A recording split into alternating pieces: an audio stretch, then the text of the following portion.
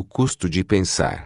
Apesar de suas muitas diferenças, todas as espécies humanas têm em comum várias características que as definem. Mais notadamente, os humanos têm o cérebro extraordinariamente grande em comparação com o de outros animais. Mamíferos pesando 60 quilos têm um cérebro com tamanho médio de 200 centímetros cúbicos. Os primeiros homens e mulheres, há 5 milhões de anos, tinham cérebros de cerca de 600 centímetros cúbicos. Sapiens modernos apresentam um cérebro de 1.200 a 1.400 centímetros cúbicos. Os cérebros dos neandertais eram ainda maiores. Que a evolução devesse selecionar cérebros maiores pode nos parecer óbvio. Somos tão apaixonados por nossa inteligência superior que presumimos que, em se tratando de capacidade cerebral, mais deve ser melhor. Mas, se fosse assim, a família dos felídeos também teria produzido gatos capazes de fazer cálculos,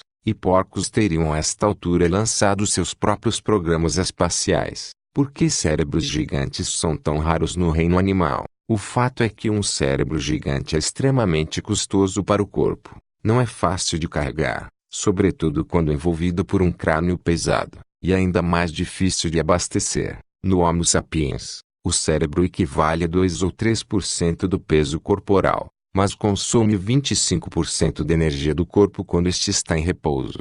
Em comparação, o cérebro de outros primatas requer apenas 8% de energia em repouso. Os humanos arcaicos pagaram por seu cérebro grande de duas maneiras. Em primeiro lugar, passaram mais tempo em busca de comida. Em segundo lugar, seus músculos atrofiaram, como um governo desviando dinheiro da defesa para a educação. Os humanos desviaram energia do bíceps para os neurônios. Dificilmente pensaríamos que essa é uma boa estratégia para a sobrevivência na savana. Um chimpanzé não pode ganhar uma discussão com um Homo sapiens, mas pode parti-lo ao meio como uma boneca de pano. Hoje, nosso cérebro grande é uma vantagem, porque podemos produzir carros e armas que permitem nos locomovermos mais rápido que os chimpanzés e atirar neles de uma distância segura em vez de enfrentá-los em um combate corpo a corpo. Mas carros e armas são um fenômeno recente. Por mais de 2 milhões de anos, as redes neurais dos humanos continuaram se expandindo, mas, com exceção de algumas facas de sílice e varetas pontiagudas, os humanos tiraram muito pouco proveito disso. Então, o que impulsionou a evolução do enorme cérebro humano durante esses 2 milhões de anos? Francamente, nós não sabemos. Outro traço humano singular é que andamos eretos sobre duas pernas. Ao ficar eretos,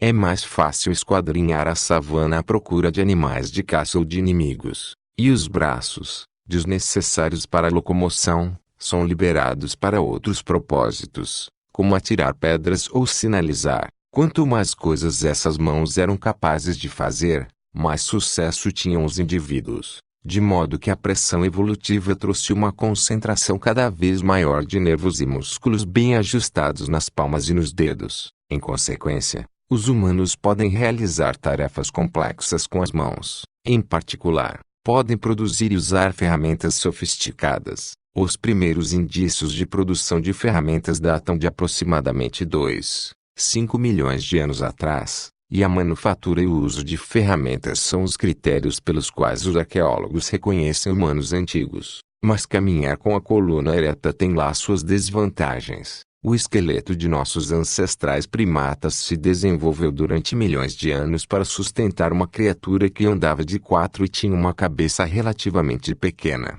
Adaptar-se a uma posição ereta foi um grande desafio, sobretudo quando a estrutura precisou sustentar um crânio extra grande. A humanidade pagou por sua visão elevada e suas mãos habilidosas com dores nas costas e rigidez no pescoço. As mulheres pagaram ainda mais. Um andar ereto exigia quadris mais estreitos, constringindo o canal do parto. Isso justamente quando a cabeça dos bebês se tornava cada vez maior. A morte durante o parto se tornou uma grande preocupação para as fêmeas humanas. As mulheres que davam à luz mais cedo, quando o cérebro e a cabeça do bebê ainda eram relativamente pequenos e maleáveis, se saíam melhor e sobreviviam para ter mais filhos. Em consequência, a seleção natural favoreceu nascimentos precoces, e, de fato, em comparação com outros animais, Os humanos nascem prematuramente, quando muitos de seus sistemas vitais ainda estão subdesenvolvidos. Um potro pode trotar logo após o nascimento. Um gatinho deixa a mãe para buscar alimento por conta própria e com poucas semanas de vida. Os bebês humanos são indefesos e durante muitos anos dependem dos mais velhos para sustento, proteção e educação. Esse fato contribuiu enormemente para as extraordinárias habilidades sociais da humanidade e, ao mesmo tempo, para seus peculiares problemas sociais. Mães solitárias dificilmente conseguiam obter comida suficiente para sua prole e para si mesmas, tendo crianças necessitadas sob seus cuidados. Criar filhos requeria ajuda constante de outros membros da família e de vizinhos. É necessário uma tribo para criar um ser humano. A evolução, assim, favoreceu aqueles capazes de formar fortes laços sociais. Além disso, como os humanos nascem subdesenvolvidos, eles podem ser educados e socializados em medida muito maior do que qualquer outro animal. A maioria dos mamíferos sai do útero como cerâmica vidrada saindo de um forno. Qualquer tentativa de moldá-los novamente apenas irá rachá-los ou quebrá-los. Os humanos saem do útero como vidro derretido saindo de uma fornalha. Podem ser retorcidos, esticados e moldados com surpreendente liberdade. É por isso que hoje podemos educar nossos filhos para serem cristãos ou budistas, capitalistas ou socialistas, belicosos ou pacifistas. Presumimos que um cérebro grande, uso de ferramentas, uma capacidade superior de aprender e estruturas sociais complexas são vantagens enormes. Parece óbvio que esses atributos tornaram a humanidade o animal mais poderoso da Terra. Mas os humanos desfrutaram de todas essas vantagens por 2 milhões de anos, durante os quais continuaram sendo criaturas fracas e marginais. Assim, humanos que viveram há 1 milhão de anos, apesar de seus cérebros grandes e ferramentas de pedra afiadas, viviam com medo constante de predadores. Raramente caçavam animais grandes e subsistiam principalmente coletando plantas, pegando insetos, capturando animais pequenos e comendo a carniça deixada por outros carnívoros mais fortes. Um dos usos mais comuns das primeiras ferramentas de pedra foi abrir ossos para chegar até o tutano. Alguns pesquisadores acreditam que esse foi nosso nicho original. Assim como os pica-pau se especializam em extrair insetos dos troncos das árvores, os primeiros humanos se especializaram em extrair o tutano dos ossos. Por que o tutano? Bem, suponhamos que você esteja observando um bando de leões abater e devorar uma girafa. Você espera pacientemente até eles terminarem, mas ainda não é a sua vez, porque primeiro as hienas e os chacais, e você não ousa se meter com eles, reviam as sobras. Só então você e seu bando ousam se aproximar da carcaça, olhando com cuidado à sua volta, e explorar o único tecido comestível que restou.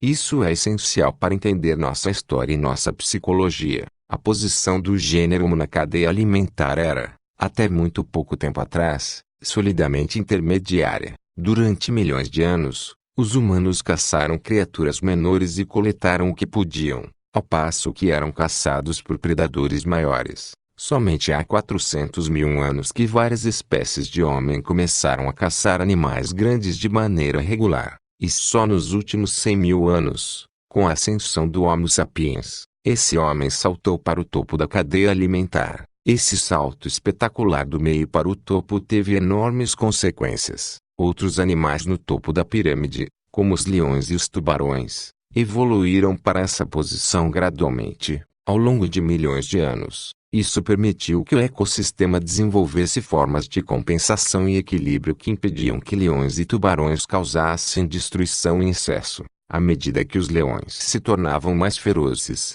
a evolução fez as gazelas correrem mais rápido, as hienas cooperarem melhor, e os rinocerontes serem mais mal-humorados. Diferentemente, a humanidade ascendeu ao topo tão rapidamente que o ecossistema não teve tempo de se ajustar. Além disso, os próprios humanos não conseguiram se ajustar. A maior parte dos grandes predadores do planeta são criaturas grandiosas. Milhões de anos de supremacia os encheram de confiança em si mesmos. Os sapiens, diferentemente, está mais para um ditador de uma república de bananas, tendo sido até tão pouco tempo atrás um dos oprimidos das savanas. Somos tomados por medos e ansiedades quanto à nossa posição, o que nos torna duplamente cruéis e perigosos. Muitas calamidades históricas, de guerras mortais a catástrofes ecológicas, resultaram desse salto apressado.